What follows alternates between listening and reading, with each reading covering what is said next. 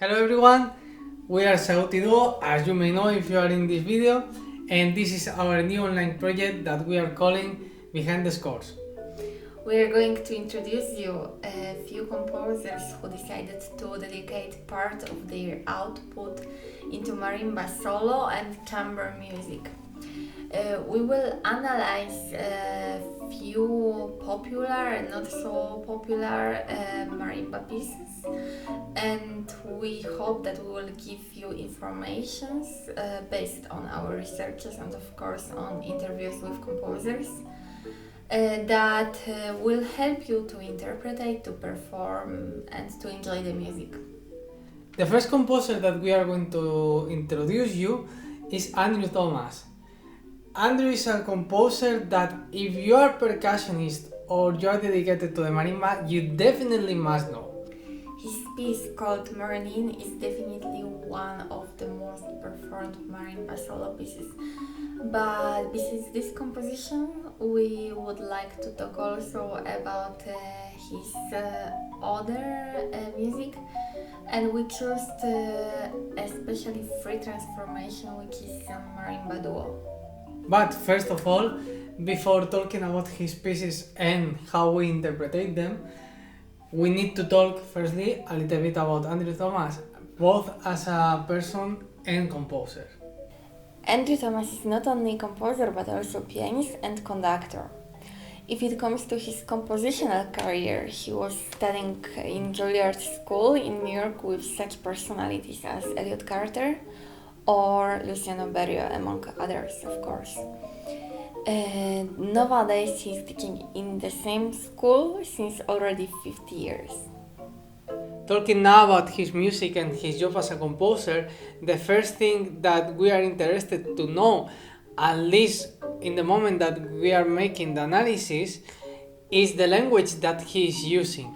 Surprisingly, as Andrew was telling us himself, even after growing in an atmosphere where the 12-tone music was prominent, he quite didn't find himself into that music. So with the time, Andrew developed his own voice, as he is saying, into a tonal direction, yet with a very more modern use of this language.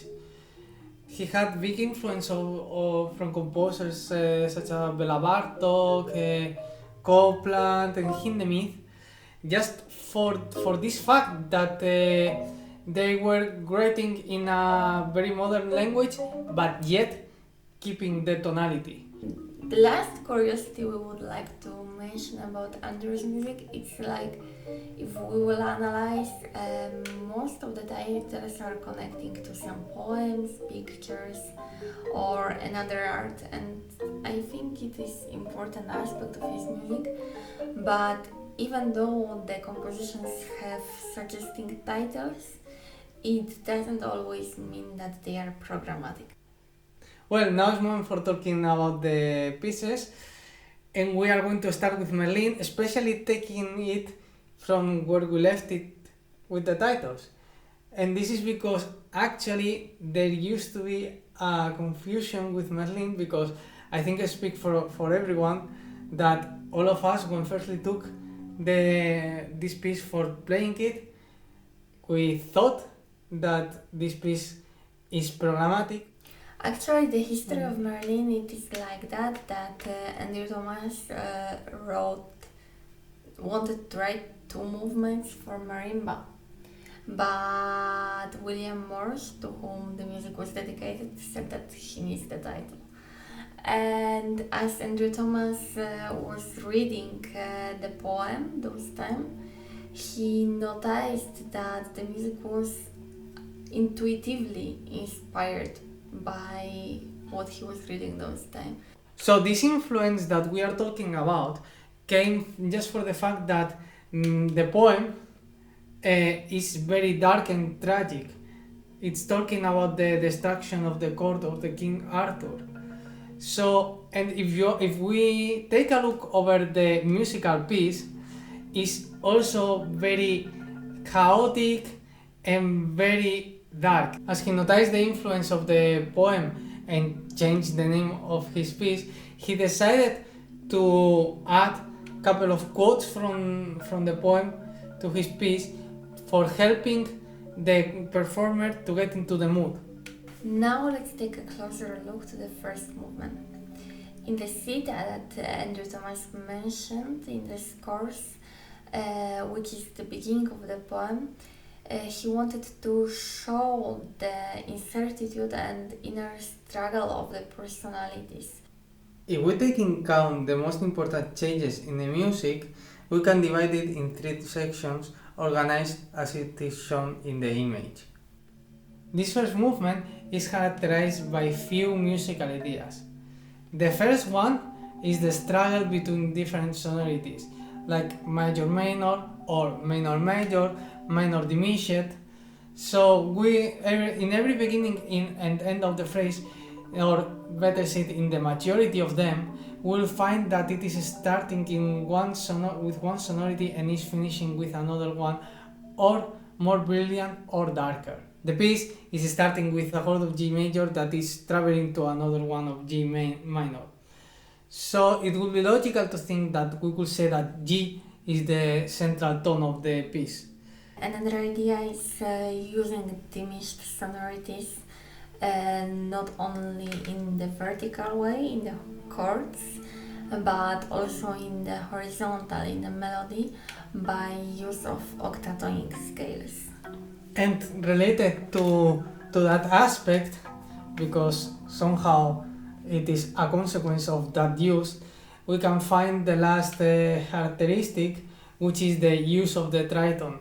Very interesting musical idea that Andrew Thomas is using in the first movement of Marlene is using the phenomenon of silence as a music, and it is shown in the single quarter notes which appear before the chords and which create kind of a silence leading forward the chords. Also, the measures between measures kept in silence between the phrases are giving a lot of mystery and a lot of tension to the character of the piece. Now, if we take a closer look to the scores, we will find that yes, it's actually using tonal harmonies, but it's not at all tonal, just for the fact that we don't find cadenzas. Now, if we look closer into the score and we write down the movement of the voices, now we will talk about the bass, we'll find that actually we could find some sort of dominant tonic relationship. And it's the fact that in the climatic points in the bass we can find the D, a D note, which we could consider as dominant. Now, if we write down the rest of the voices, we will find that there is another voice that it is certainly curious also, and it is the soprano voice, the upper one. And it's that it has a clear direction. It has an upper direction that finishes in the climax after what it goes down, and it goes up again for the next climatic point. So we will say that both voices, soprano and bass, are very important. One moves a lot and has a very clear direction, which is the soprano, and the other one, the bass, has very few changes. So in consequence, all the changes are usually very important, and especially, of course, the one that I mentioned before, that we could argue that has some sort of dominant relationship. Of course, we know that it is a choral, so that we need to take care of all the voices, but it is especially important when it occurs at tritone interval, because it creates this diminished sonority that wanted to be achieved by the composer. Now that we took a look over the first movement, it is important to go already for the second one. You can mention one anecdote that Andrew said to us, that when he showed to William Morse the first movement, Marlene said that, oh, it's very well composition, but it is quite simple. So then Andrew Thomas said, okay, wait for the second one. So now, going to the second movement, we can find that the theta that Andrew chose is it's making reference to the timing, and in the context of the poem makes reference also about the changes that are made and the chaotic that is created. Even though Marlene 2 is written in the total contrast to the first movement, they are sharing most of the principal ideas, like having the same principal tone, having a lot of use of tritons, and diminished sonorities. Another characteristic of the second movement of Marlene is especially the one that makes it in contrast with the first one, which is the rhythmic.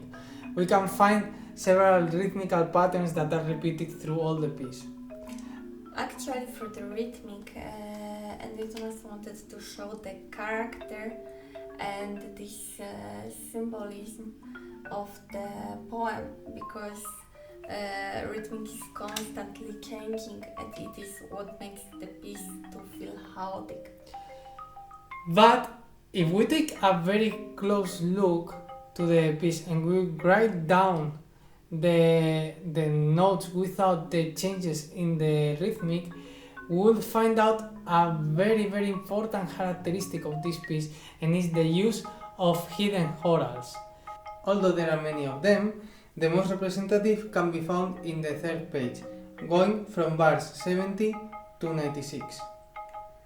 An important information is that in Marlene 2 the composer decided to make a reference to the first movement, quoting a few fragments rhythmically transformed and mixed between other passages, so that the same harmonical material is gaining completely different character and meaning.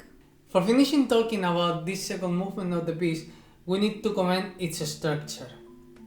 It starts obviously in the first bar with an introduction where the composer already introduces some of the characteristics of the piece, such as the rhythmical patterns and octagonal scales. It continues in the bar 9 with the first section of the piece, where the composer keeps using the materials from the first movement, such as the diminished sonorities or already introduced octatonal scales and rhythmical patterns, and introduce the new material, such as the hidden chorals. Later we are reaching the second section of the movement in the bar 133, where with a double triton BF BF again, the composer creates, if not the biggest, one of the biggest culmination of all the movement and in general the piece. Additionally, in this section, the composer starts quoting the previous movement, and this will be the main characteristic of this part of the piece. Additionally, between quote and quote, the composer will keep using material that he was using in the previous section.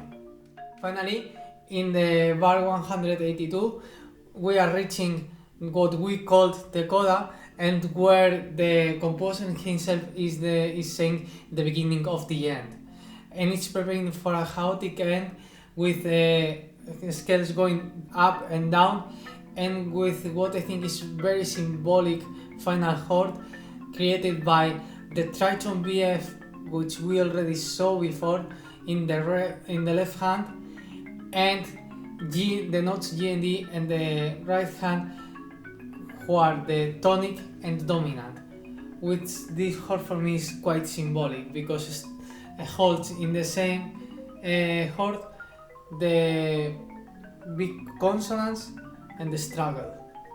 An important and interesting information for all the players could be that the scores contain serratas. By making deep research, we found few of them. So if you are interested about the concretes, please write us in the comment.